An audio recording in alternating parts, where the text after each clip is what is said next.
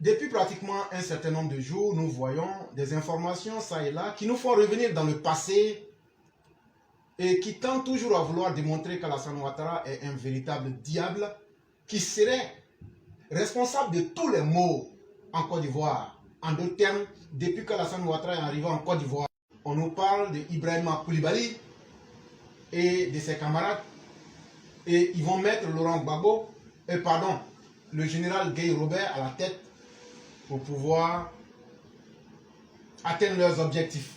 Tout le monde est au courant, je simplifie les choses. Mais c'est totalement naturel que Bédié, qui a été chassé du pouvoir, puisse accuser quelqu'un d'être responsable. Pendant très longtemps, Bédié va penser que c'est Alassane Ouattara. Mais, qu'à cela ne tienne, les vrais auteurs eux-mêmes nous disent que c'est eux qui ont fait ce coup d'État-là. Et ils tiennent à nous le faire savoir. Malheureusement, dans une mauvaise foi absolue, Radio PDCI prend aujourd'hui un propos de Laurent Gbagbo lors des deuxièmes tours des élections en 2010. Ils font passer ça où Laurent Gbagbo dit c'est Alassane Dramane Ouattara, mon adversaire, qui est l'auteur du coup d'État de 1999, qui est l'auteur de tous les coups d'État en Côte d'Ivoire, qui est l'auteur de toutes les rébellions. Très belle chose. Mais ce qui est intéressant, Laurent Gbagbo le dit devant ses partisans, mais surtout il promet que le 25 novembre 2010, la date où il y a eu le débat télévisé entre Laurent Gbagbo et Alassane Ouattara, le débat a duré 2h05. Laurent Gbagbo avait juré devant tous les dieux et devant la dignité de ses militants que lui, Laurent Gbagbo, mettra tout en place pour démontrer que Alassane Ouattara est le père de tous les malheurs qui soient arrivés à la Côte d'Ivoire. Et il disait ceci, je vais dire, et Laurent Gbagbo a déjà annoncé la couleur, je vais dire à Alassane Ouattara, c'est toi qui as fait le coup d'État, a-t-il affirmé au cours d'un meeting. Éclaireur, c'est facile de parler, mais la preuve pour que les gens vérifient. Donc, la preuve vidéo, elle est déjà là, sur notre page, que vous pouvez vérifier. Mais en plus de cela, je vais mettre encore la preuve écrite devant l'histoire, parce que c'est quelque chose que nous voulons pour les générations à venir. Ce que chacun a dit, ce que chacun a fait, je viens de vous mettre le lien là, que vous pouvez vérifier. Si ce que j'ai dit est faux ou j'ai dénaturé, vous me dites là, tu as menti.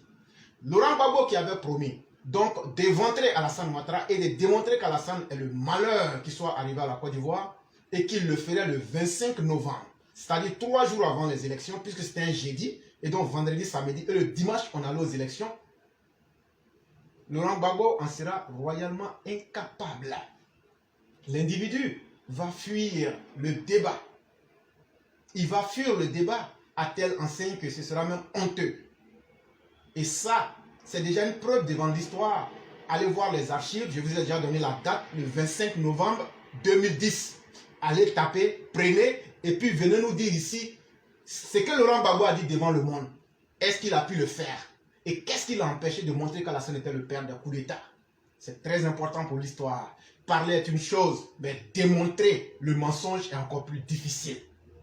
Mais mesdames et messieurs, ce qui est le plus intéressant, on peut ne pas être auteur de quelque chose, mais une fois qu'on accepte, une fois qu'on encourage et une fois qu'on approuve quelque chose, ça veut dire que ça rentre dans nos champs d'intérêt. Contrairement à Laurent Gbagbo, Alassane Ouattara n'a jamais été quelqu'un qui apprécie les coups d'État, encore moins quelqu'un qui a trouvé que le coup d'État contre Henri Konan Bédié était une très belle chose. Éclaireur, donne-nous la preuve avant de nous montrer cela. Et donc, je mets la preuve ici de ce que je vais vous lire. C'est très important. Voici ce que ceux-mêmes qui ont fait le coup d'État, je viens de mettre le lien, disent, lorsqu'on leur pose la question, je viens de mettre le lien, vous pouvez lire avec moi au 3e chapitre. Voici ce qu'on leur demande. Est-ce que c'est Alassane Ouattara qui a fait le coup d'État? Ou bien est-ce que c'est pour Alassane Ouattara que vous avez fait le coup d'État? Ou bien est-ce que Alassane Ouattara vous a aidé à faire le coup d'État contre Bédié? Voici la réponse des putschistes. Ce n'est pas le livre qui blanchit Ouattara.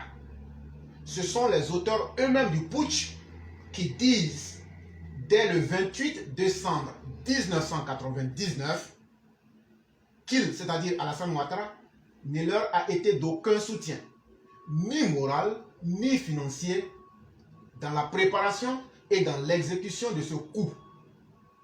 Abdramani Ouattara reconnaît avoir approché Ibrahim Ouattara, c'est-à-dire le ministre actuel de la Défense, le frère d'Alassane Ouattara, explique clairement que ce dernier a refusé de lui donner de l'argent. Toutefois, je reconnais qu'Alassane Ouattara leur a servi de terreau fertile pour mener leur coup d'État, puisqu'ils voyaient tous Ouattara comme un porte-flambeau du Nord. Malgré la sympathie qu'ils avouent tous avoir pour Ouattara, c'est le général Guy Robert qu'ils ont décidé de porter à la tête de l'État. Je crois que ceux-mêmes qui ont fait leur coup d'État, voilà ce qu'ils ont dit à la face du monde. J'ai mis le lien. Venez me dire que ça, ce n'est pas vrai. Et ce qu'ils ont dit clairement, ça se comprend dans le français simple. Deuxième chose que j'avais dit, je vois beaucoup aussi des manipulations où on présente un propos de Kone Zakaria voulant faire croire que c'est Alassane Ouattara qui a organisé la rébellion. On ne va pas, j'ai déjà expliqué ça la dernière fois. Mais ce que je vous ai dit, le monsieur redit la même chose ici. Toutefois, je reconnais qu'Alassane Ouattara leur a servi de terreau fertile pour mener leur coup d'État, puisqu'ils voyaient tous en lui, Alassane Ouattara, le porte-flambeau du Nord. Effectivement, cette partie est très importante. Pourquoi ceux qui ont fait le coup d'État en 1999 voyaient en Alassane Ouattara le porte-flambeau du Nord? Simplement parce que Henri Konan Bédié avait installé une machine de la haine tribale en Côte d'Ivoire où l'Ivoirien du Nord était pourchassé, où les Ivoiriens du Nord étaient des citoyens de seconde zone, où les Ivoiriens du Nord se sentaient tous en Alassane Dramane Ouattara. Je dis bien tous les Ivoiriens du Nord. Vu les difficultés qu'Alassane avait subies, ce grand technocrate, ce personnage qui a fait ses preuves, si lui, on peut le balayer et le vilipender, quel sera le sort de toi, l'homme lambda du Nord? C'est ce qui a attiré cette sympathie de tous les fils du Nord pour Alassane Ouattara qui se reconnaissaient en lui. Et c'est ce que ces militaires l'ont dit ici. Ça, c'est en 99. C'est la même chose que Zakaria a répété. C'est la même chose que Zakaria a répété. Et c'est ce que nous avons toujours dit. Tous ceux qui se reconnaissaient en Alassane Ouattara, le premier combat, c'était de combattre le combat identitaire, le combat d'injustice et de la catégorisation des Ivoiriens. Ça, il faut que ce soit très clair. Et pour nous, ceux qui peuvent contester ce que nous avons dit, ça sera la chose la plus intéressante. Et donc, plutôt que d'être une revendication, et plutôt que d'être une approbation au coup d'État de 1999, qui a réellement tiré un avantage probable du coup d'État de 1999, c'est certainement Laurent Gbagbo. Souvenez-vous, 2 semaines après le coup d'État, lorsque le premier gouvernement devrait être formé, qu'est-ce que Laurent Gbagbo a dit pour faire monter les enchères? Laurent Gbagbo, tu t'en souviens? Tu as dit une phrase. Si c'est un coup d'État RDR, alors dites-le non. Donc ça veut dire que tu mettais en situation Guy Robert pour lui dire, si c'est le RDR qui avait fait le coup d'État, que Guy Robert puisse vous le dire parce que vous trouviez que la part avait été faite de manière trop belle au RDR. Et Guy Robert a cédé.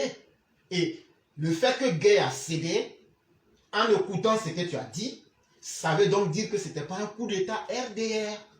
Ça, au moins, les faits sont là. C'est ce qui va vous permettre, toi, ta femme Simone Ebe Gbagbo, d'infiltrer tout le système de Guy Robert et de pouvoir l'amener à transformer la Constitution et plus tard écarter tous les autres candidats et à la fin, série sur le gâteau, massacrer Guy Robert comme un animal de brousse.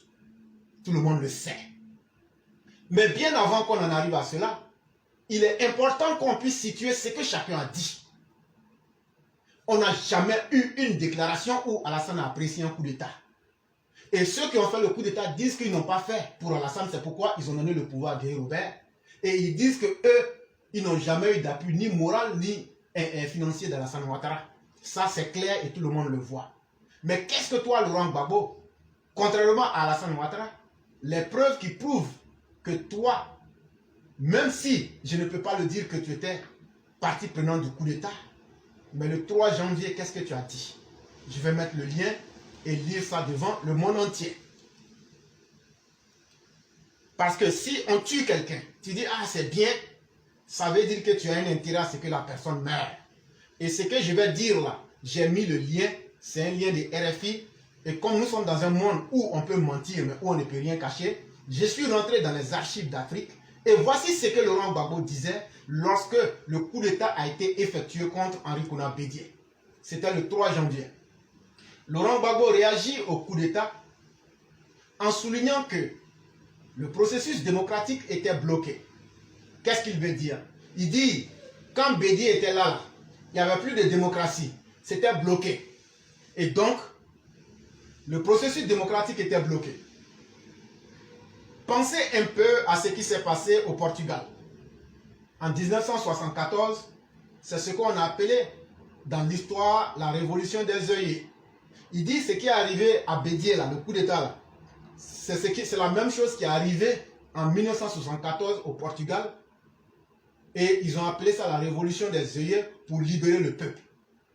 Nous vivons, je crois, quelque chose de similaire. Nous luttons, nous civils, et nous sommes tous, en tout cas, très contents que les militaires viennent donner un coup de pouce assez décisif, je l'espère, à notre lutte. Laurent Gbagbo dit, eux, ils étaient en train de lutter pour avoir la démocratie, mais quand les militaires sont venus là, faire coup d'État contre Bédié là, ça a été un coup de pouce assez décisif à leur lutte. Ça veut dire quoi? Ça veut dire que c'est une revendication, c'est une prime à l'acceptation du coup d'État. Ça veut dire en français simple, coup d'État là, ça a été bien fait. Et ça nous a permis de chasser Bédié et de pouvoir nous réinscrire dans le champ pour pouvoir accéder au pouvoir. C'est ce que ça veut dire. Je pense que les militaires doivent être à la caserne et que les hommes politiques doivent faire de la politique. C'est bien ce qu'ils ont fait. Mais il faut qu'ils l'aient fait pour la Côte d'Ivoire. Il va plus loin. Il dit c'est bien ce qu'ils ont fait. C'est bien ce que les militaires ont fait. C'est bien le coup d'État qu'ils ont fait contre Bédié. Mais maintenant, il faut qu'ils aillent. Il faut qu'ils l'aient fait pour la Côte d'Ivoire. Il faut que l'on ait un calendrier électoral pour revenir à une vie constitutionnelle et pour mettre en place les institutions. Je cherche à ce que l'on ait un processus qui puisse faire en sorte que les gens ne puissent plus dire on va voler et on va rester impuni. Et on restera impuni. Il faut enlever de la tête des hommes politiques qu'on vient à la politique pour faire de l'argent. Laurent Gbagbo, ça c'est un entretien que tu as eu avec le journaliste français Bruno Minas, le 3/01/99. Tout est là, je n'ai rien changé, j'ai mis le lien, vérifié et venez nous dire que c'est faux. Donc l'histoire, elle est là, on la connaît, ce que chacun a dit, ce que chacun a fait, c'est connu. Et qui a bénéficié du coup d'État pour arriver au pouvoir par effraction, c'est encore toi, Laurent Gbagbo. En assassinant bien sûr Guy Robert à la fin du film. Et ça pour moi c'était très important de le signaler